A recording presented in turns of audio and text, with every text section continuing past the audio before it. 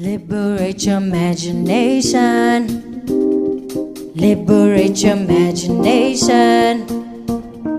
Liberate your imagination. Liberate your imagination. Yeah, okay, let's get into it. Welcome to another episode of the Ellipsis podcast, where we interrogate the past and analyze how it affects our present. But most importantly, the purpose of the Ellipsis podcast is to imaginate the future. Because I believe that we have to imagine the solutions to make a better world, to make this place a better place, because we don't have anywhere else to go. And on this episode, I'm so excited to introduce our guest. His name is Sabelo Chalufu, and he is the founder of Better Governance. But I will let him do his proper introductions. Hi, Sabelo.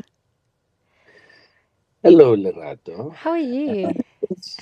Oh, I'm so excited to be here. What an amazing platform you have imaginated for us.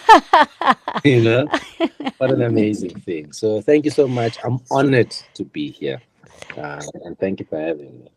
Yeah. So, Sabelo, before we get into the deep things, I'd just like you to introduce yourself and how we got here, right? How you got into what you're doing now. Woo! Where do I begin? The short story. So for the listeners, I'm going to tell them a different story slightly. Okay. I met Lerato last year when we were doing the review of the white paper on local government. Yes. Here I am. I'm busy, campaigning about this thing. I'm trying to get people to be involved and to make their input so that we can create, a better system and all that jazz. And then one day, out of nowhere, on one of these apps, It was TikTok. yes, I get a message. And I mean, I'm getting messages everywhere, like on my emails, on my DMs of all the different platforms. And then there's this one, and this person says, "Hi, I'm Lerato. I'm on this platform. We're looking to have you on. Would you be keen to come on?" And I've never told you this, but I'll tell the listeners. I ignored it the first day I saw it. I was like, this is nonsense. You're just a prankster. I don't know you. I'm not even going to bother with you. I'm moving on with my life. And then the following day, she DMs me again on another platform. It's like, hey, I'm for real, dude. Like, please respond to me. So then we respond, and obviously we do the interview on that platform. And I mean, it was really great. And look, the long and the short of how I've gotten here, it's the kind of work, the kind of impact work that I've been doing for quite some time, in government and in party politics, and now in civil society, having left that space, because I reached a point where I felt there's always been this passion inside of me to say we really can do more about fixing our country, and in playing our part as residents. And I reached a point personally where I just felt like attempting to do that within the partisan space was limiting, for the simple reason that, well, when you associate yourself with one party, you alienate people from another party. It's a natural consequence of how the system operates.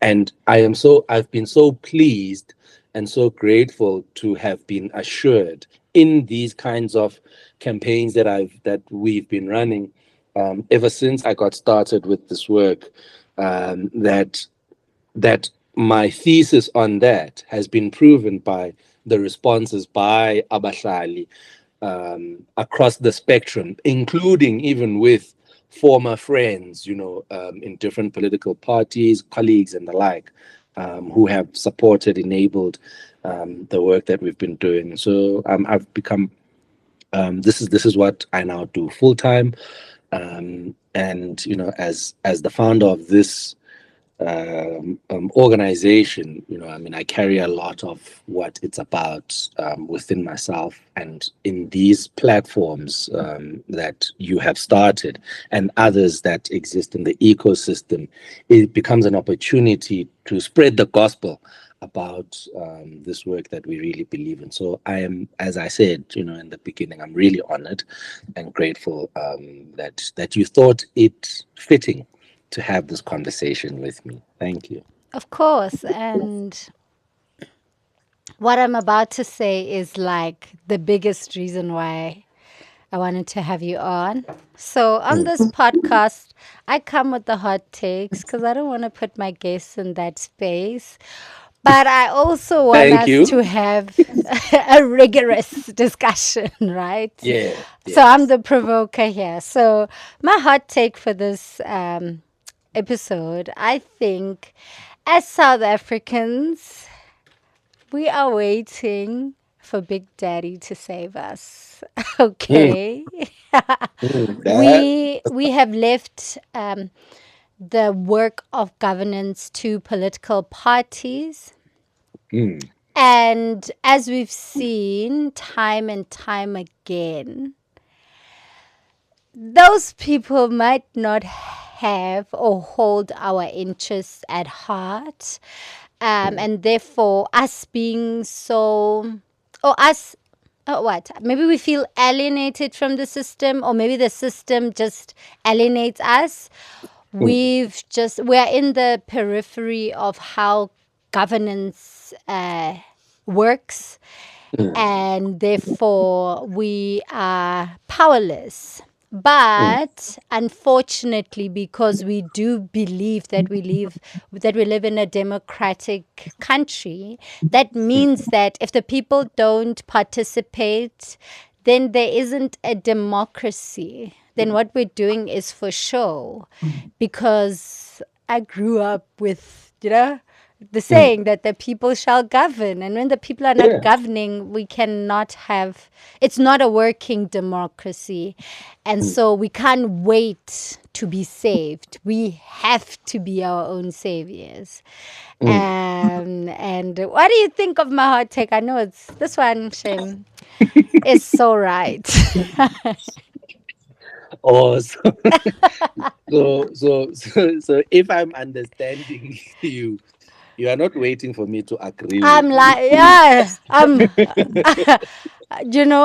not waiting for a savior.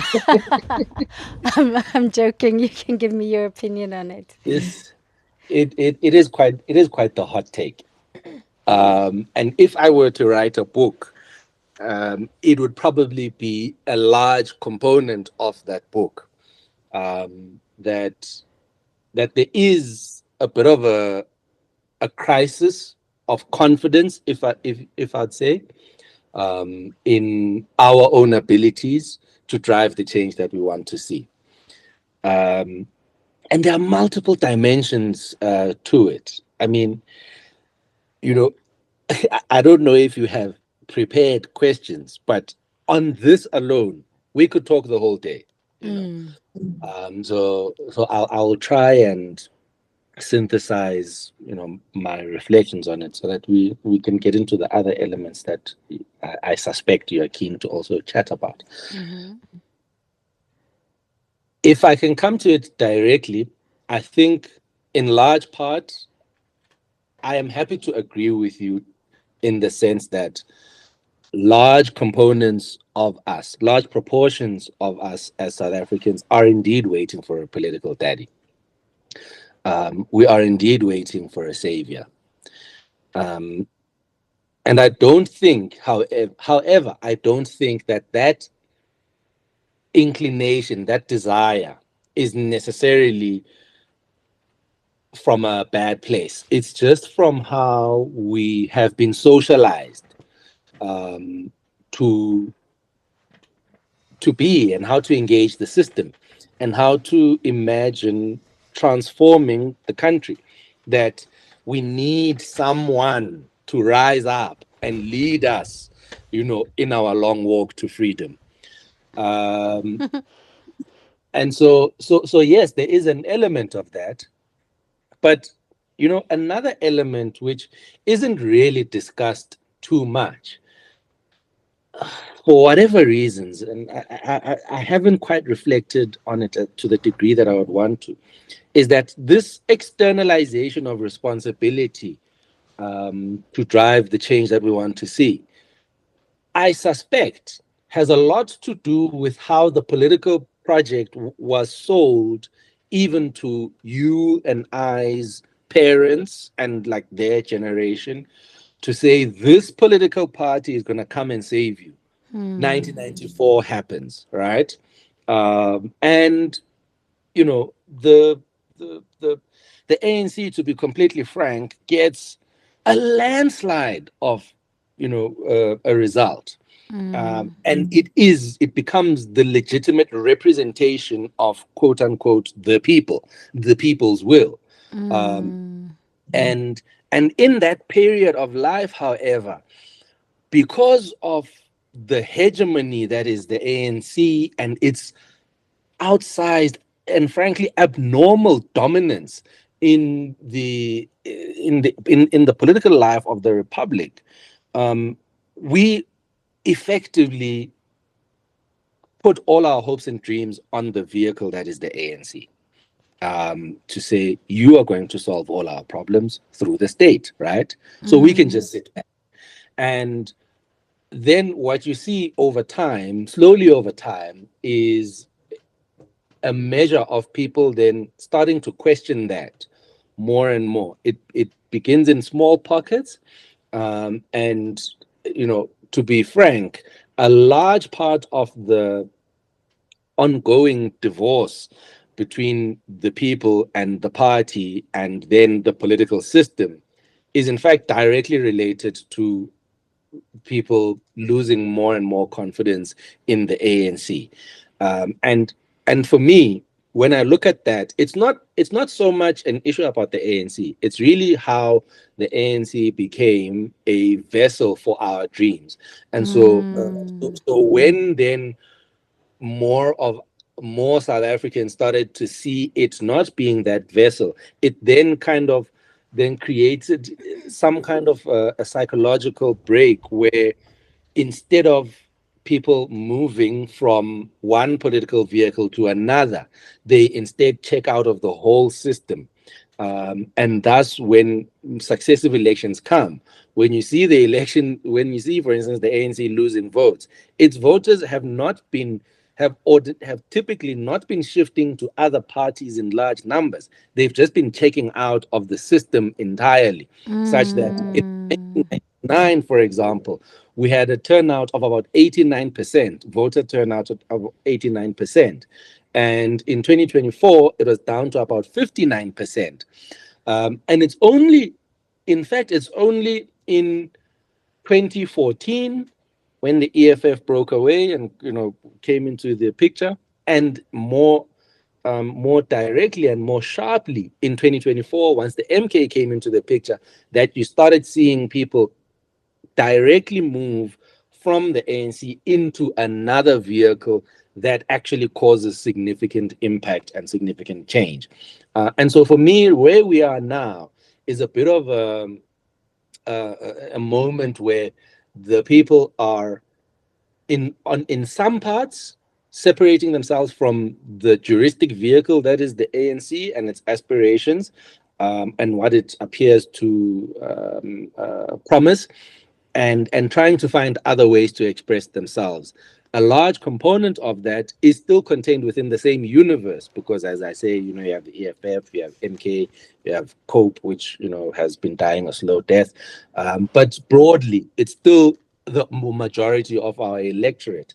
What the space that I am now most interested in as a civil society actor then is about how people are engaging the civil society space as another vehicle, another space within which to influence how our society is moving. And for us and for me, we are seeing more and more of that, and not just more of a desire, but more of specific and intentional action in that regard. So yes, there has been some kind of there's been a shift in the system. Yes, there has been an externalization of responsibility, but I think it is part and parcel of the maturity of our democracy, and it'll take some time. This, I think, for me, and this is my closing part on this, is that these are the growing pains of a democracy that is maturing. That is such a beautiful way to end off. That's a beautiful sentence. But I'm gonna just pick up from where you had said that the people are trying to find other ways to express themselves, right? Mm, And mm, link this to the civil society question. mm, So, from like my readings and all of that, mm, there, I think there was a time in South Africa, especially after the banning of the ANC and the PAC, where you'd find very rigorous organizing in this country, right? Even with the trade unions mm, and that kind of organizing. I come from the VAL, so also what the VAL civic organization did during the 80s, like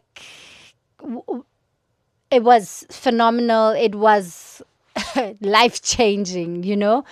And mm, I'm at a point where I look at civil society today and I question its motives a lot mm. because I think we've come That's into a interesting. time where it is not, it's called civil society, but is it still really of the people, Mm, especially if we're going to get into the money conversation, and that a lot of organizations are depending on funding that is international, mm, that can have its own interests, you know? I think mm, even like just right now with the state of the world, mm. the Iran, USA, Israel Hey, nakusizo situations, yona Nkosi yami. Yo. you always have to question if someone is getting money, where's it from and what is it for? Mm, And so I remember in the notes I gave you, in the outline that I gave you, I said the collapse of civil society. And I mm, guess the question would be, are we seeing a collapse in civil society in its, what can I say, in its manner to be rigorous and really involved? mm, For it to be for the people and actually by the people instead of, Madim, okay, I'm gonna say this, and I don't mean it badly. Where you have an organization like, for an example, this is purely an example, like for women, illustrative purposes yes, only. like Women for Change, that is headed up by a foreign person, Mm, and then there are criticisms, whether valid or invalid, mm. against it, you know? So, is civil society still for the people, by the people, or hey, has it also become another daddy for us to wish upon a star for? Whew, whew. I thought you said you're done with the hot takes.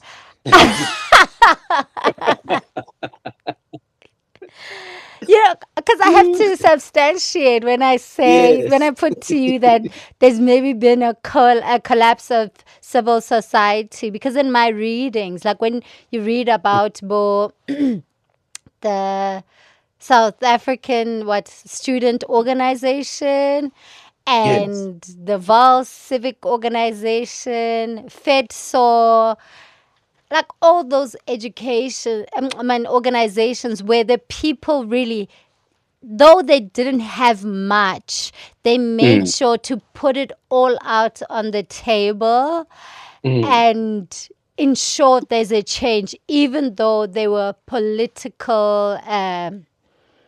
In fact, not just political, but there was even a safety barrier. Like if you went too yes. far, you could get killed, and many did get Yeah. killed. Yeah. And because civic society and the organizations have become so formalized and almost corporatized, Mm.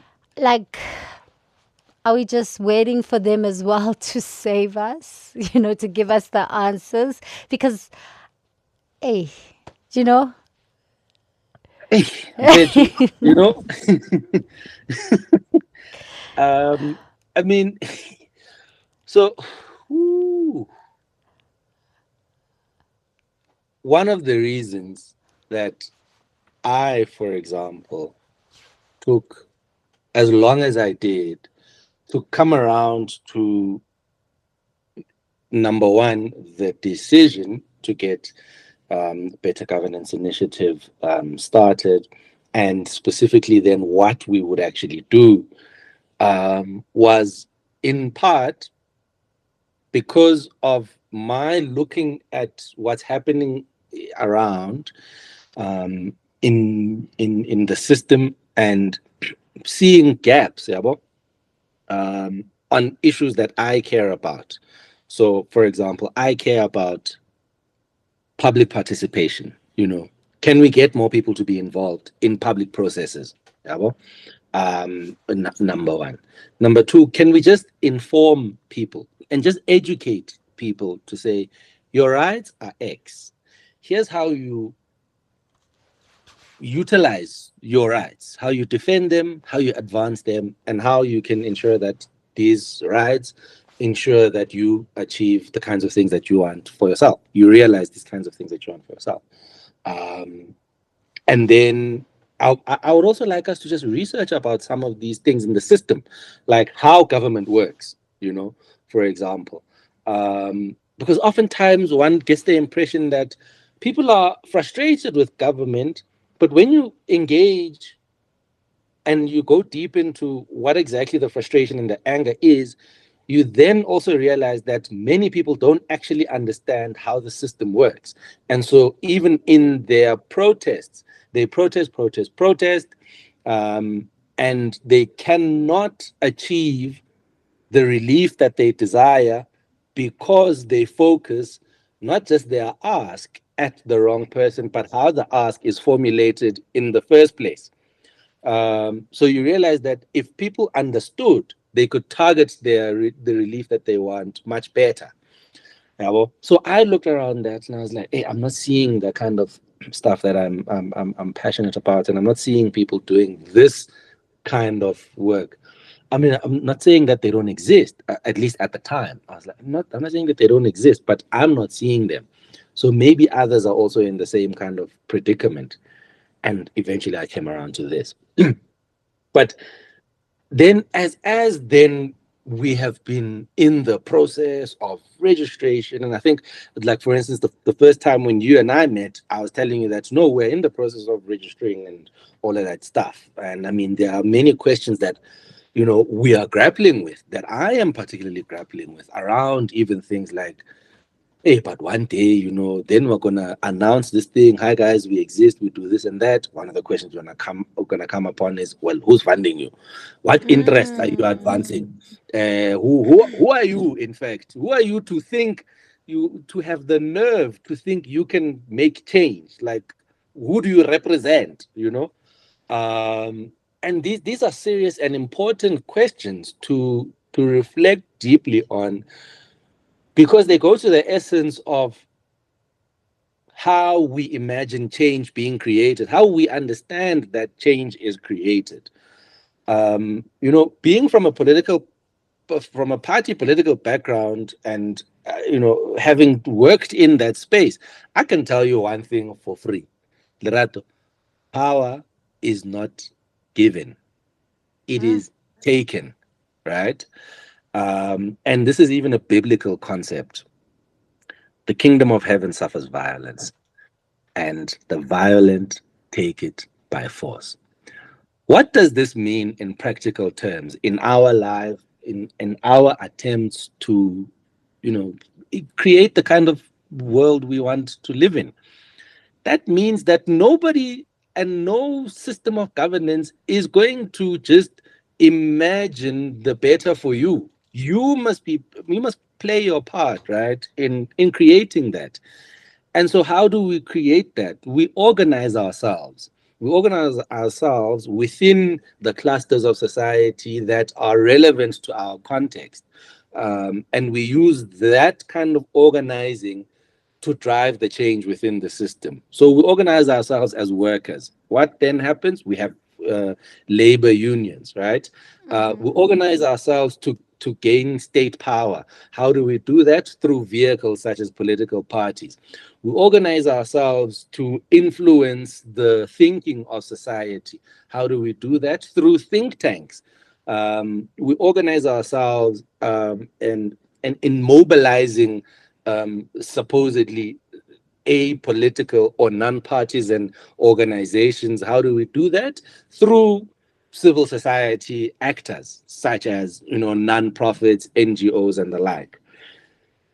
But in all of this organizing comes then the critical questions that you ask about around funding, because funding is tied to agendas, right? They, if Lerato is pursuing the kind of project that Sabelo agrees with, and Sabelo has the means, Sabelo can give Lerato 100,000 rand and be like, yeah, what you're doing, I support that. Here's 100,000 rand. Go and prosper.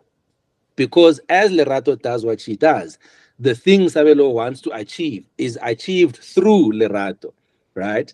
And so then you then come into present day kind of contexts with all of the ecosystem that exists.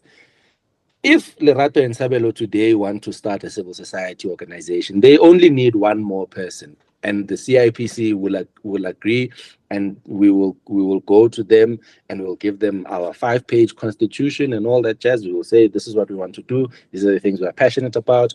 Please register us as an organization. They will register us hassle-free, as long as our name doesn't, interfere with other people's, all that jazz, and it's not offensive, doesn't contain swear words. We will be in the clear, right?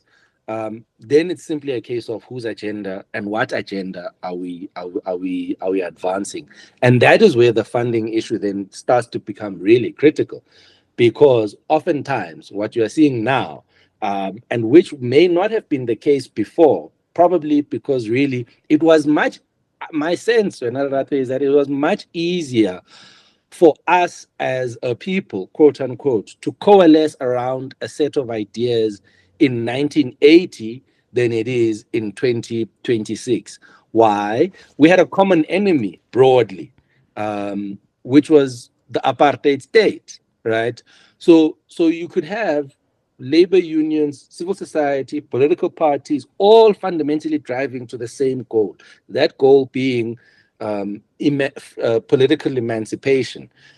But once that had been achieved, the other then issues that divide us come into the equation. Questions of class, questions of agendas of our own then come into the equation. And that's where we kind of are now.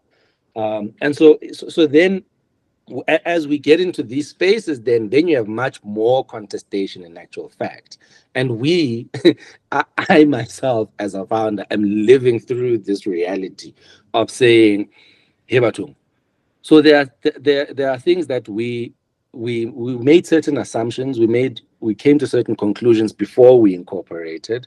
Um, and some of these are being proven to have been correct, but others we may have overshot here and there.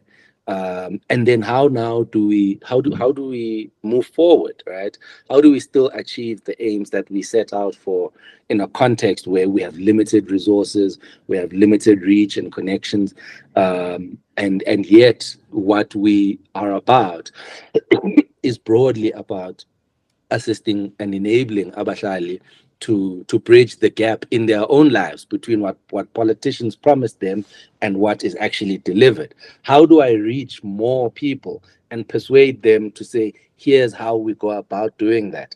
And when I engage those people, how do I persuade them that I'm not a bad faith actor, for example?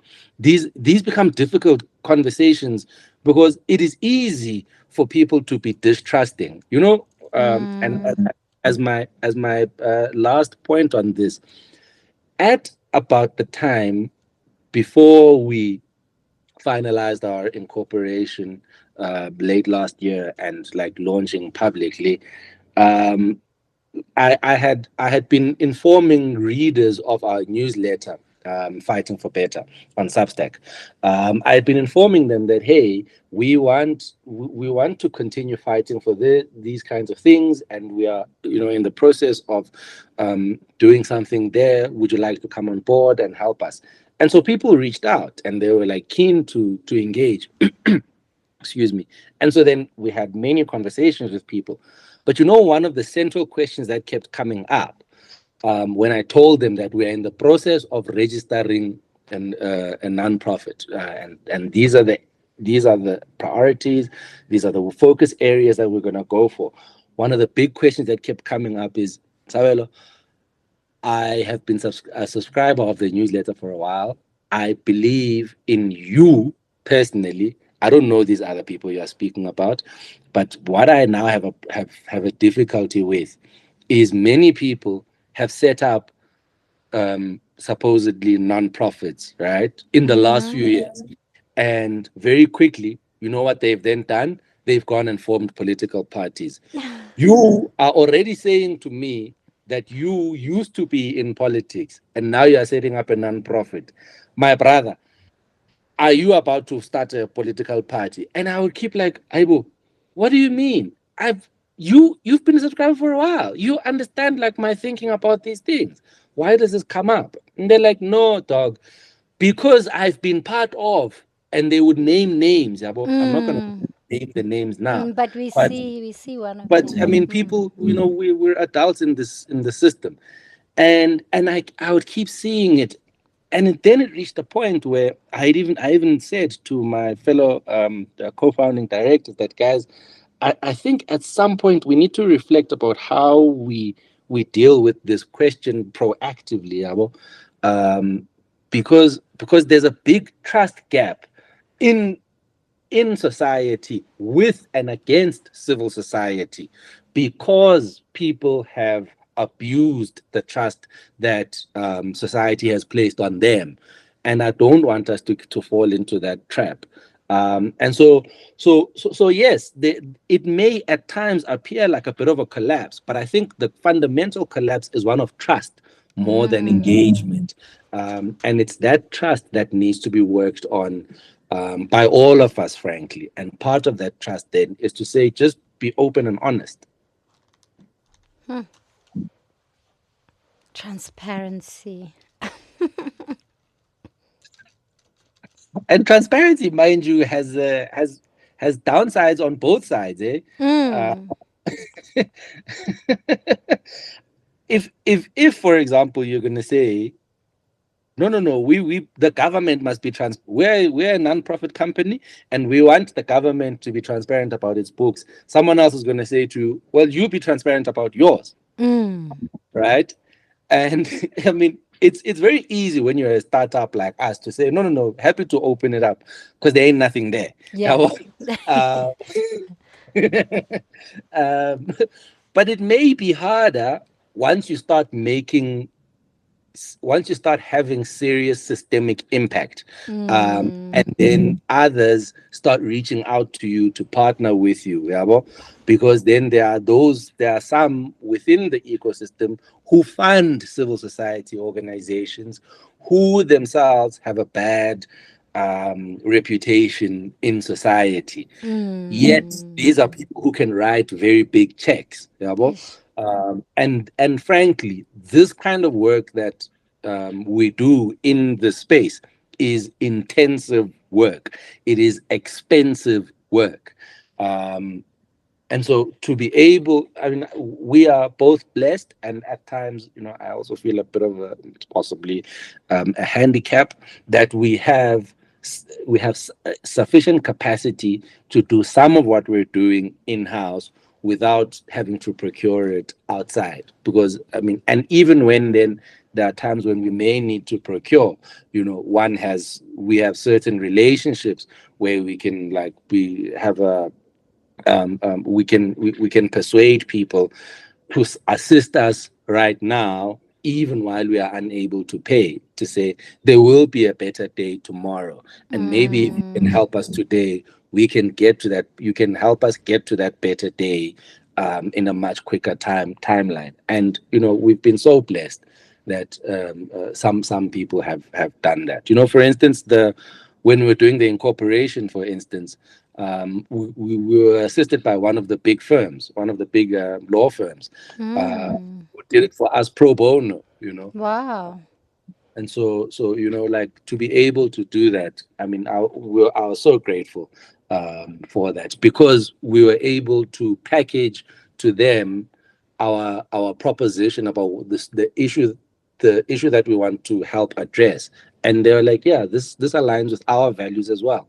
We'll help you. And they gave us thousands of rands worth of professional services, which is money that we simply didn't have at the time. And so these kinds of things are at times sensitive. But I also think, my very last point on this one, I also really think that one of the biggest things I've learned is, if you never ask, you'll always get a no. And if you never communicate um, to people, and you never package anything that is persuasive to people, no one is going to even bother supporting you in the first place. Um, and there's no change that's going to happen unless we make it happen, difficult as it might be at times. Some poetic life advice there. But you Have you thought about this part? Let me give you a question. Uh, okay?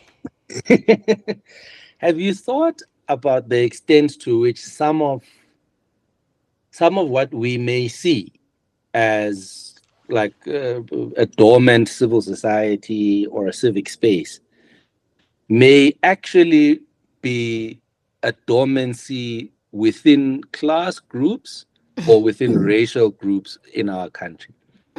So, for instance, do you think that the same kind of dormancy is experienced by white people, Indians, coloreds? Do you think that Hmm. maybe they are much more organized, those groups, from a race perspective and maybe even from a class perspective? Afrikaners, for instance. My sense, and this is one of the comments that I made in another podcast I had the honor of being invited to. That my sense is, from a racial perspective, there's much more civic organization with white and Afrikaner communities, as well as generally within the higher LSM group. So your upper middle income communities are much more organized than everybody else. Mm, hmm. I think that when it is white and Afrikaner groups, they tend to Mm. be a little bit more organized. And then when it comes to the class issue, I think some people know that it is good to organize for financial gain. And That's interesting. so it is in their interest to be involved, to be even in the know, because your money depends on it. In fact, sometimes you can effect the change that then helps you financially. Yeah, that's my take on it, honestly. But within my age group and the people in my class group, I've seen a lot of nonchalance. To the point where it feels like just another activity that is actually not desirable to take part in, like you can work and secure the bag but never be involved in politics because that's just too much to understand, number one. Also, it's like I don't know, man. It's like not their place. It's not their place. And other times it's just saying it's not their job to care. They Someone else must do are it. they are living relatively well, and so like yeah, they're not affected by it. So who cares? They'll have the normal complaints like, oh, the potholes, oh, there's no water in Midrand.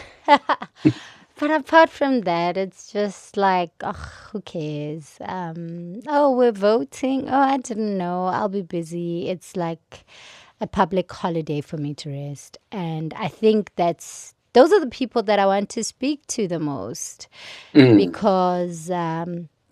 I think that, like we saw with the formation of the ANC, it really usually is the kind of a little bit more privileged people who have the means to organize and effect change.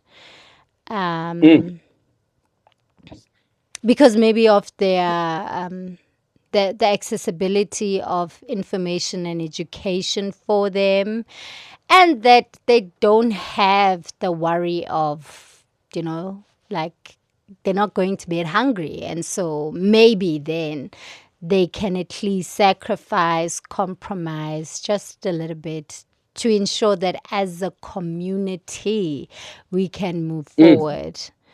That's my thinking around that. But I don't know. Yeah. On Twitter, they called the Bantu mimosas or the mimosa The mimosa Bantus. bunches. Yes. So Yo, yeah, that that meme takes me out. we preoccupy ourselves with the cost of a cocktail over that of humanity. Oh. It breaks my heart. It breaks my heart. But, and I guess relating to this, Sabelo, through better governance, which I believe you aim to get more people to participate publicly, right? Here in the notes I gave you, I said more people should be raising their hands up, right? And maybe it's not just like, yo, let me be a counselor. Maybe that's not the way because we can't all be counselors. But how do we raise our hands? Like just to care, I think you've raised your hand to say you want to get people to participate publicly because you care. You want people to care. Basically, About you the thing want I the care people about. to Yes. govern as well. Yes. So how how should people go about this? How do you think people should go about it? Especially now that we're coming up on the local government elections, how do we care more? I think I think you hit the nail on the head on this question in your answer to my question from before.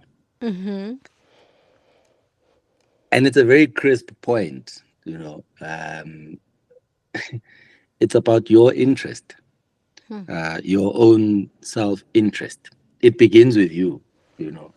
Um, you will only be engaged in something and try and find a solution to something that personally pains you. Yabo. And I suppose this is actually the part of the answer to questions around even the number of people who are voting, where they are voting, and so on. It's simply a question of do people see themselves and their interests within these processes? Rabo? When someone like me or someone or organizations like us can go to parliament and talk about the local government equitable share and how parliament should change the budget to increase that and so on and so on and so on, that's not going to matter to the overwhelming majority of 28-year-olds. It is an abstract concept, but when you break it down and you say, Lerato, I want you to take 2 minutes to complete this anonymous survey because it is about the budget of your municipality. Because what we are asking for is for your municipality to be given more money so they can fix the basic services in Midrand so you can have water. Ulerato is much more likely to engage and participate in that process when she sees herself there and she sees, oh, part of the reason that there's a water problem here is about the infrastructure that my municipality has insufficient money for to ensure that they maintain it. And I can influence that by taking this 2 minute anonymous survey. Okay, let me do that. Yeah, so I use that example to demonstrate that it begins with people and organizations such as us doing the kind of work that we do, making these kinds of processes plain and understandable to people in their context, making it relevant to people, not just speaking in abstract terms that only policymakers and their advisors engage. That's one part of it. And I mean, yes, it's going to take us back to the issue of funding and so on, because all of the implications, but we're not going to go there. We've already flogged that dead horse. So that for me is one part. And once you've gotten Ulerato to be interested in that way, it is a natural then flow that somebody who is engaged in the system can then start questioning about, yeah, but if the municipality doesn't have money, why doesn't it have money? How does the system work that makes sure the municipality has money? Who are the role players and how do they do that part? How do they get involved in that part? Um, that Lerato who is in that position is then a Lerato who can be persuaded to possibly raise their hand to become a councillor, a member of parliament, to join a political party, to potentially get into that kind of position. They can also be persuaded to maybe consider going and working in government in that kind of, as an employee, as a professional in that space. But that doesn't happen, frankly, for as long as Ulerato doesn't see the value of their own contribution. And these kinds of platforms where Lerato and Sabelo are having this kind of conversation, and I mean, I pray that more people get to access these kinds of conversations. Are the conversations that convert other Leratos, other Sabelos into people who are minded in this direction. And once more people start thinking about these kinds of things, is when we can actually then start to drive serious change. And I was saying to one of the volunteers who came and joined us sometime late last year, they were thinking about pulling out from volunteering with us. I'm like, how? Okay, what's going on? What have we done? I mean, we just arrived, dog. What do you mean you want to pull out? And they're like, no, there's this other fellowship type of opportunity that I have, and it's about getting training and learning to potentially become a public representative, a councillor, an MP one day. And I've been thinking about that. I've been thinking about what we're doing, and I'm seeing then there's some tension, and so I'm trying to think which one should I drop, so that I can do the other one properly. So I was thinking of dropping this. I'm like, I mean, I don't want you to leave. Please don't.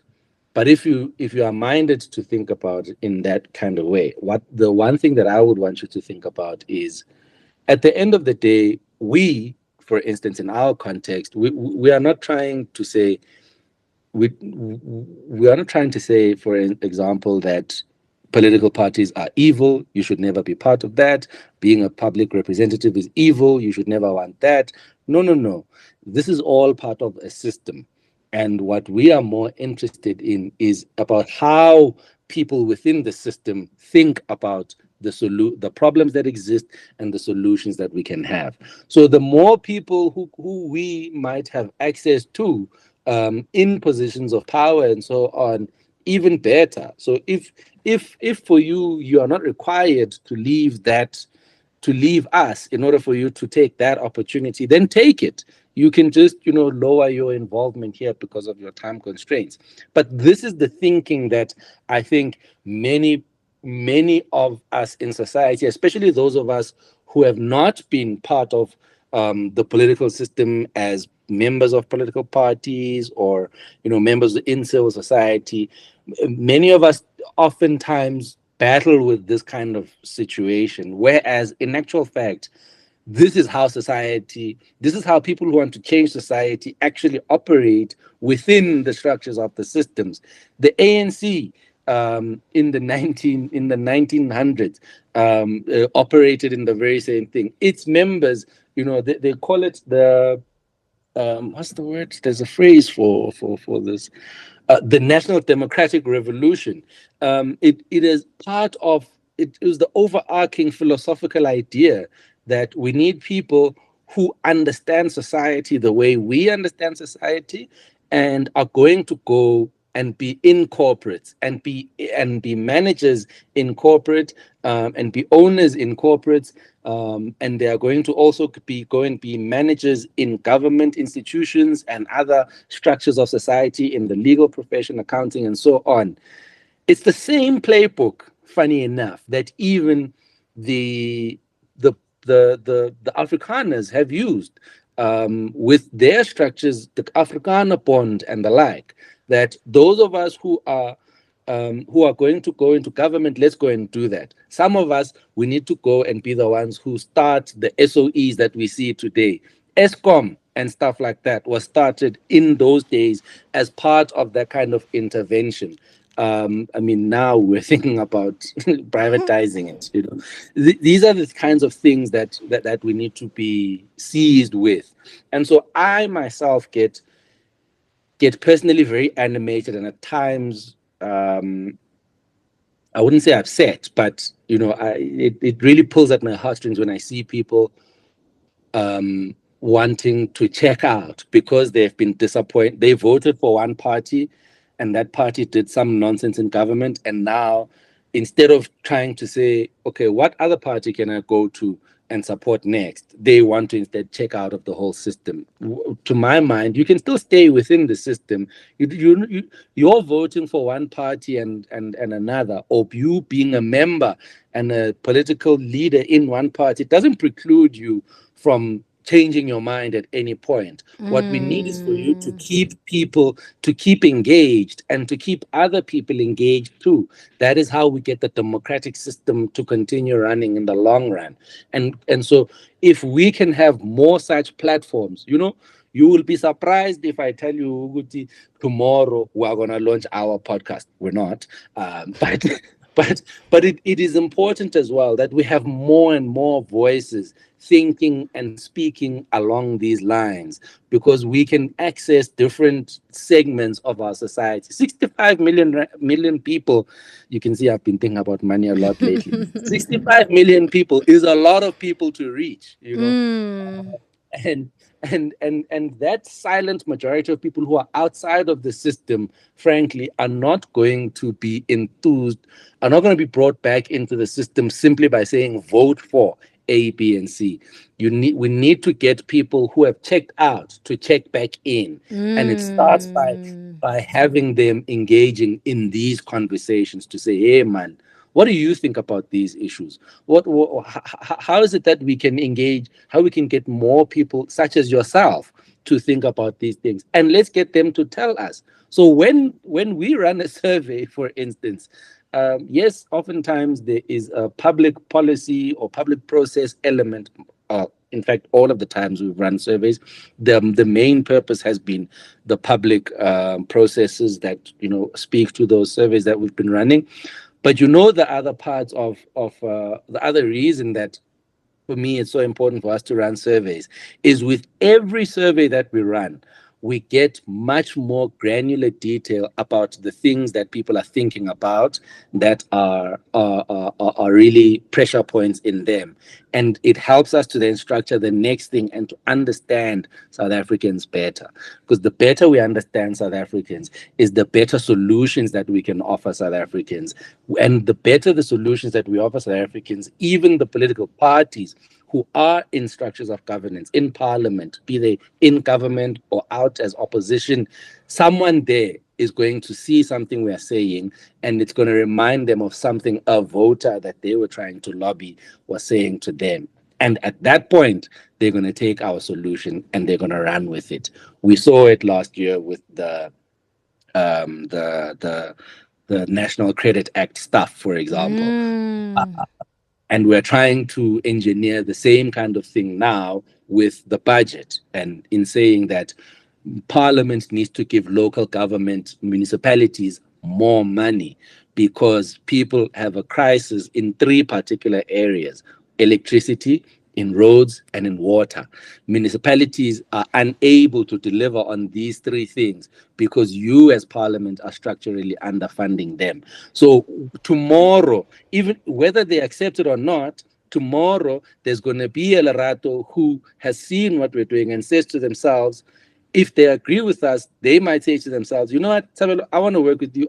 I want to work with you guys to help you guys get access to more people like this. If what we are proposing is rejected by Parliament, Ulerato can come back and still say, no. I saw what Sabelo were trying to do. I realized that the blockage was somebody in Parliament there. I should go there, so I can be the one who helps unlock these kinds of things. Yeah, so it's a collaborative kind of thing. There's no one person, political daddy or mommy, who's going to solve these problems for us. We are going to have to do it together. So, Sabelo, in a very short, simple way, because I think you've been offering so many solutions, but this is the part of the show, right? If you were really the daddy, right? If you Hey, ruled talk the to me world, nice, man. if you ruled the world, South Africa, in specifically, what would you imagine to be the solution for us? Like, just imagine single Sabelo being the epitome of what you imagine an engaged and an active what a participating citizen to be? What does how do you imaginate it? Very simply,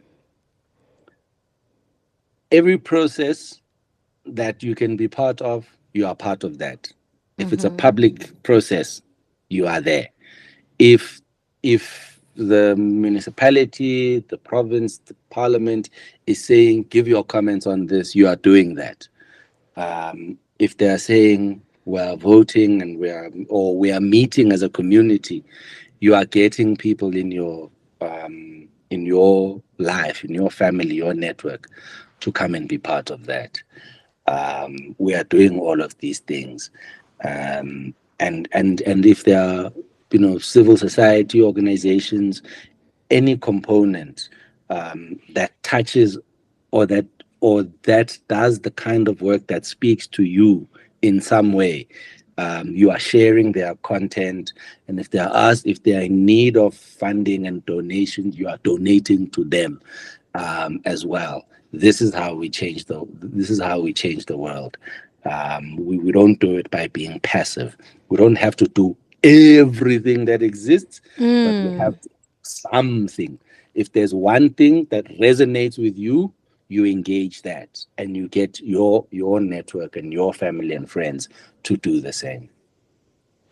Sure, because it's really important, ne? Eh? I'm saying because it's really, really important that we get people engaged and active. Oh yes, no, definitely. It's the only way. And in fact, this is what our constitution envisages. It envisions a multi-party and a co-creating active society that engages not only through political parties but also in their own name as residents. And for me, it's just us. Let's call their bluff, right? Let's call their bluff. You ask us to show up, we're here now. Now listen to us. We need to make that happen soon, not tomorrow. Because, wow, the things that are happening in this country, just absolutely shocking. Sabelo, I was going to say so much thank you, but hey, thank you so much for your Thank time. you. This has been a very enlightening conversation that, like, best believe every season you're going to be here. every season you're gonna be here. Just as a parting shot, I just want you to tell everybody where they can find you, and maybe if you have something in the works that everyone should be anticipating. Maybe by the time the episode drops, that thing would have been online. Yeah, what should we know about better governance? No, yeah, thank you so very much, man. Yeah, so we're available on all major platforms. You can find both myself and BGI on all major platforms. It's my name and surname just as it is, at Sabelo Chalufu, SABELO CHALUFU, across all major platforms. Social media platforms, you'll find me there. You'll also find Better Governance Initiative as well, and it is at BetterGovZA across all major platforms as well. BETTERGOVZA. You will find us there on Twitter or X, Facebook, Instagram, and all the like. BGI, very quickly, it's simply about ensuring, working to ensure that we bridge the gap between policy that politicians and government make and the lived experience of residents. So we help people with public participation, civic education, advocacy, and in research. And they can also find us there. A lot of our content goes out on our newsletter. It's fightingforbetter.substack.com. And we deal with a great many things. And we focus primarily on local governments because municipalities. This is because of their very central role in our governance and economic impact in society. So yeah, it's been such a time, man. And we're growing in leaps and bounds. We were just now this week, at the time of recording, yesterday, I was in Parliament arguing and making a case for saying that, I don't know if you know, but municipalities across the country are spending 30 billion rands every year on expenditure in performing the kinds of functions that are assigned to provincial and national government without the funding for it. Sure. And the impact of that is that they then have less money. They're using your ratepayer money um, to fund this kind of work, and that is stuff like in clinics, for instance. That's a province and national competence, but they are running many clinics. Just as an example, Mm. libraries also the same thing. Um, so what we've basically said is Parliament needs to close the gap. They must give them the money so they can properly do then the core services that municipalities must give you, which is ensuring that there's water when you open the tap, that there's electricity when you go and switch on the light, that your refuse is removed once a week, things like that. They are unable to do as much of that as they ought to do because they are doing the work of province and national government in the value of 30 billion rand. So we are hoping, like, this is part of the kind of work that we do, and we will keep doing more of it. And so, I mean, I'm so grateful that we even you thought of us to say, come and let's have this conversation and let's talk about these kinds of things, because more people need to understand how the system works in order for them, if you and I want more people to engage the system, to be active residents, active citizens, and to maybe even one day go and be the mayors, the premiers, the ministers, and so on. They need to first understand how the system works, and how they can play their part in it. And so we do a lot of that kind of work. And so I'm so grateful for this opportunity. I hope this is not the last time, ne? Of course, Uh, as I just said, every season.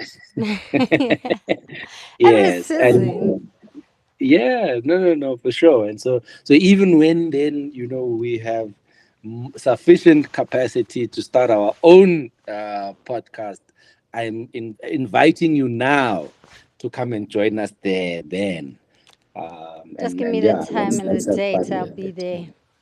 I'm Yeah. confirming. I'm confirming it. You'll just confirm date and time.